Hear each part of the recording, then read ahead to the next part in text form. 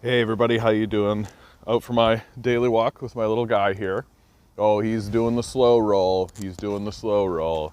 He does this every time we come in. He's like, "We could go back and snuggle on the couch." Yes, we could. And then he comes and he snurfles about. Isn't he a sweetheart? Yeah, he snurfles about. Yeah. Okay, today I want to talk about something that's going to be very important, and it's going to be a national conversation and something that we need to be taking very seriously, which is the basic income. I've been following the basic income now over 5 years easily, maybe even getting into 10 by now. I think the basic income is a desperately crucial policy idea. It should be the foundation of a civil society. It is the new procedure that is being enacted in the face of crisis because it works, it functions. It's every time it's been tested, it has been a resounding success. People don't stop working, people continue working. I'll go through all that. And so I feel like we need to start stating what is actually true and separating it from sort of the myths and the falsehoods that have been spread by neoliberal capitalism. So the first thing to address right off the hop, people stand up. What they do every single time you talk about a basic income, and let's be extremely clear, distributing $1,000 a month to every citizen. Just $1,000 a month to every citizen, no strings attached. Are you alive? Do you have a pulse? Are you breathing? You get $1,000. It's not different from the child benefit, and it's not different from the old age pension, both of which are extremely successful programs that no one is talking about diminishing, reducing, or getting rid of, because to do so would be an act of barbaric sociopathic cruelty, and everybody knows that. So with accurate, successful basic income models already in place, really all we're saying is extending the successful programs that 100% already work to the rest of the populace. And so what happens is that someone pulls out a napkin, right, in the bar, pulls out a pen, if they have one, and they do 1,000 times 36 million equals, oh, huge, it's so much money, oh. That's because they don't understand what an economy is, how an economy functions, what it's supposed to look like, and what it does. And this is on purpose. You have been misled into how an economy functions on purpose.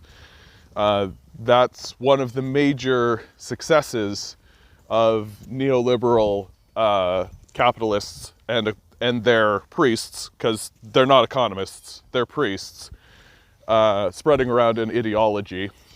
One of the major successes has been confusing the populace, diluting the conversation, and replacing rational, actual economics with this ideology. It has the name supply side economics, has been called voodoo economics, also called trickle down economics. The idea that if we allow a very small group of already extremely wealthy people to collect the majority of the wealth, which that is exactly what has happened over the last 2-3 decades, then they will turn around and invest it back into their society. This is not what has happened. What happens instead is that the wealth is siphoned away and thrown into black holes, which are uninvested. The billionaire class does foolish things like buy negative yield bonds. Those are bonds that result in lost money over time. So they're essentially paying for their money to be held in these negative yield bonds. And all kinds of foolish behavior that we're permitting them to do with this non-functioning economic ideology. And it's not even an economic ideology, it's just an ideology. One that can be broken apart very quickly, because if you allow a very small group of people to have all the capital, have all the wealth, the end result is simply that they won't invest the money. And they won't invest it on one very, very simple premise, which is, if the purpose of getting more money, if the purpose of investing is to get more money, why invest if you already have all the money? And it's as simple as that. Why would you build something that helps the society that doesn't make you more money, right? Why would you build, why would you want to eliminate poverty? That doesn't make you any more money, right? This ideology has been laid completely bare. It's totally fraudulent. If I wanted to state what it is more cleanly, it's this false position that says that wealth is generated by the wealthy, by the capitalist class. The capitalist class is the one responsible for wealth generation. That's obviously false, in a very real way. What the capitalist class does is they collect labor, right? They have an idea for a money-making venture, or they hear an idea from a money-making venture, usually put forward by one of the people from labor, right? One of the people from labor who's sick and tired of being in labor and wants to become a capitalist themselves, because capitalists get to sit around and do very little while labor actually does all the work. And so they take their wealth that they already have and they use it to purchase labor in order to get the idea off the ground and going. And while they go sip a martini and play golf, labor does what they've been directed to do, because labor has no alternative. And so labor, wealth is generated by labor. How it works is that labor, a person, you are labor, you as an individual are labor. A person does a job, does an activity, and gets paid their measly wage that is well below what any rational society would permit a person to be paid. Even with the minimum wage as it is right now, it's still well below what any kind of rational discussion should be had. And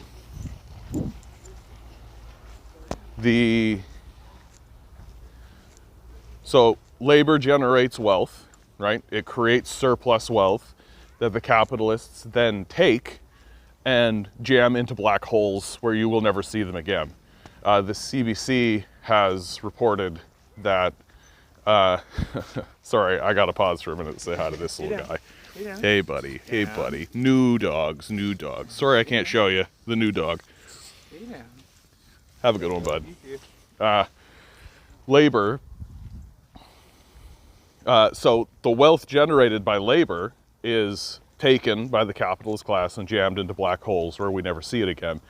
The CBC has reported back in like 2014, so it's much worse than this by now, for sure, has reported that there's $650 billion just sitting in accounts doing nothing. You can see the New York Times writing articles asking questions like, why aren't investors investing their trillions of dollars? Why are they simply sitting on it? The answer is because investing their money won't make them more money. They already have all the money. Why would they invest their money? There's nothing to gain for them. And that's the failure, that's the ultimate contradiction of this neoliberal capitalist ideology, which doesn't work, obviously, which fails the minute even the most modest stress comes by and puts pressure on it. People generate wealth. Labor generates wealth. Labor is the thing that's responsible for generating the wealth in the society. right now labor is being funneled into ventures that are within the imagination sphere of capitalists, i.e., what's the most greedy, rapacious, unhelpful, childish activity? What do I want as a capitalist? I want Cheetos at 3 a.m. I want to be able to press a button on my phone and have a drone drop it into my hand. I don't care that there's 30 factory workers and retail workers and all these people who have to like sacrifice their entire life to make that happen. Sure, I could wait until tomorrow morning and go to the grocery store, but no, I need it now. I need it now. I need it now, right?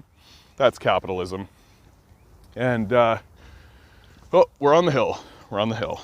So, basic income. Labor generates wealth, right? Labor is the one that's responsible for it. Instead of taking the wealth that gets jammed into black holes and does nothing, what you do is you redistribute that wealth back into the society in the form of a basic income. Because many of us are already in a state of generating wealth, and because we're already doing that, we're already being taxed, there's already a system in place. When you take the wealth that's being jammed into black holes and you redistribute it back out into the populace, into the cyclical economy, you find that the resources that need to be reopened to permit the basic income to be initially funded, to get the ball rolling in a cycle, right? So instead of money just being jammed into black holes, money gets redistributed back out into the populace uses it, right? It doesn't just vanish, right? This is the biggest lie of neoliberal economics, is that if you give money to the poor, they'll waste it. No such thing exists. If a poor person gets money, they're gonna spend it. They're gonna go to the grocery store, they're gonna pay their rent, right? Yeah, maybe they'll buy a bottle of booze, right? You buy a bottle of booze, get over it. They're gonna, and the person that runs the liquor commission is probably pretty happy they're spending their money. So I don't understand what the hang up is. The money goes to the grocer, it goes to the butcher, the baker, the candlestick maker. They goes in a cycle, and all of these people pay taxes on that. The thing is that you're enabling poorer people to join the economy that they have previously been excluded from. In the current economy, the way it's structured now, there are slews of people who cannot be productive. They're so desperate to do something with their productivity that's going to reward them with capital that they're selling their labor to idiotic, moronic pursuits that no rational person would actually embark on. There's tons of wasted labor, which are essentially just vanity and ego projects for billionaires, right? Take a look at like the Michael Bloomberg presidential campaign, where he blew $500 million, $500 million on what is obviously a vanity project.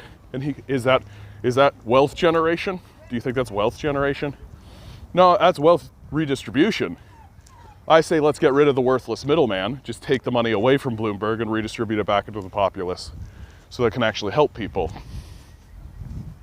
So, all of that, landing on this number, this back of the napkin number, once you account for all of what I have said, i.e. paying attention to actual economics, flushing your brain of neoliberal propaganda, flushing your brain of the lies, the misinformation, understanding that capitalists produce nothing, that their role is to take from the society. They're not interested in joining the cycle, right? They want to create a system that exists outside of the cycle, the way a cancer cell exists in your body. They want to take over, and the only organism that calls for infinite growth is a cancer cell. While the rest of us are trying to live in the system and join the cycle of life and the cycle of our society. The capitalist class is attempting to siphon away as much as they can to funnel it into their own pursuits, and not even their own pursuits. They just want the numbers in their account to go higher, which we've seen. It's blatantly apparent at this point. But you do need to flush your brain of like all the lies that they've been telling you, and they are lies. Like, they know. The capitalist class is well aware that labor is the creator of wealth. They understand that. They just don't want you to understand that. It's like, go watch A Bug's Life, right? There's a great movie that illustrates exactly what we're talking about. The crickets have taken over the ants, but the ants outnumber the crickets. The crickets are well aware that if the ants just decide that the crickets are useless, they could be gotten rid of. And so they have to exert lies and threats and force in order to maintain their position. Bug's Life is actually a very interesting movie for this conversation. Definitely show your kids it. So when you finally pull a number to actually talk about the basic income, the number you land on is 24 billion. Okay? 24 billion. It seems like so much. $650 billion hoarded offshore corporate accounts. 24 billion is like, is that even 5% of that? Like, it's literally like pocket change to these people. They won't care about it. They won't miss it.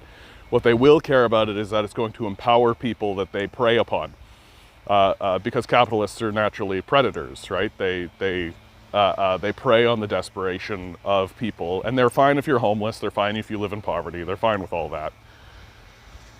So 24 billion is the number, and that comes from Evelyn Forget, who is like in my view, is the primary economic source of information regarding the basic income here in Canada.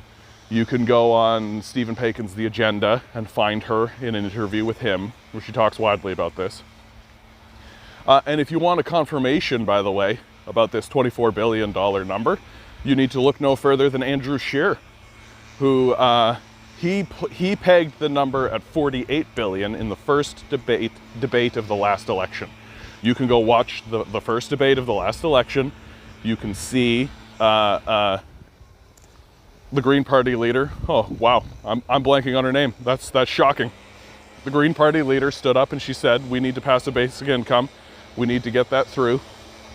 And Andrew Scheer stood in front of Canada and said, "That would be 48 billion dollars." Of course, he's not accounting for the child benefit or the old age pension, which would be folded in to the basic income, because he wants the number to be as high as possible. And even at 48 billion, it's still extremely affordable. $650 billion are being hoarded in offshore accounts, right? Like, we don't need to, I don't understand why we're still pretending with this. So the 24 billion, that tops up the Canadians that have been excluded from the labor force. Sorry about this, there's a guy with a leaf blower over there. Hope it's not messing things up. That's to top people up who have been excluded from the labor process or who live in precarious positions, with an eventual sort of clawback built in at around like the 70 to 80, or like, in my view, the $100,000 mark. Once you're making $100,000, an extra $1,000 is not really that necessary for you. And what you lose in the small, tiny, itsy-bitsy bit of capital amongst the capitalist class and amongst the highest earners, you get back tenfold by reintroducing people at the bottom back into the society and enabling their productivity. This allows them to pursue productive ventures, and it is always at this moment that I need to address the, well, won't people just be lazy myth. Won't people just be lazy? I mean, what a pernicious and horrific thing to say about your fellow citizens. Oftentimes I find, first of all, there's no evidence for it, right? Basic income has been tried in other places. There have been many studies. There has been many tests. Typically, some kind of conservative person comes in and kiboshes the test because they're afraid of it. They understand the power of a basic income. They understand that what they're peddling is a lie, right? Like a snake oil salesman is going to stand in your way if you want to run a test on their products, right? Right? So, but every single time, not only did people stop working, or not only did people continue working, productivity went up. And it goes up for a very simple reason. People who are freed from the daily grind of having to survive in a society that's abandoned them become productive, and they begin to pursue activities that they are interested in. And when people pursue activities that they're interested in, they pursue them with all their heart. So not only do they become reintroduced back into the society and become productive people, they begin to pursue productive activities that they like. They pursue productive activities that are beneficial to everyone around them. Typically, I find that the people who try to throw out that they'll just be lazy line, what they're actually saying is, I don't value that type of productivity. This is not different than a person who is, this is no different than a person who is saying marijuana is evil while guzzling a bottle of whiskey and smoking cigarettes, eating 5 burgers a day, right? Like, there's no distinction between those two things. Your opinion on another person's productivity is not relevant. Economics doesn't care. It has no moral judgment on how a person is productive. Journalists are productive, but what are they doing, right? They're talking, they're discovering, they're gaining information. They're information brokers in many ways. Is their labor worse or better than a doctor, right? Is their labor worse or better than an engineer? Right? How about sports commentators? How about people who play sports, right? Is their labor worse or better than checkout clerks? In the middle of this conflict, everybody, including our own premier, is saying the checkout clerks are the real heroes of all of this, right? They're doing real good work. Well, raise their wages. If I was a checkout clerk and my premier said that but didn't raise my wage, I'd strike. And I think they should. So, I'm home. I got way more to say on this subject. Basic income's the most efficient way of doing things. They're trying to treat it like a temporary program. They're trying to treat the passage of it here in Canada through the coronavirus as a temporary thing. We cannot let it be temporary. They will try to take it away, and they will try to justify it with an emergency measures kind of thing. All right, bud. Have a good one.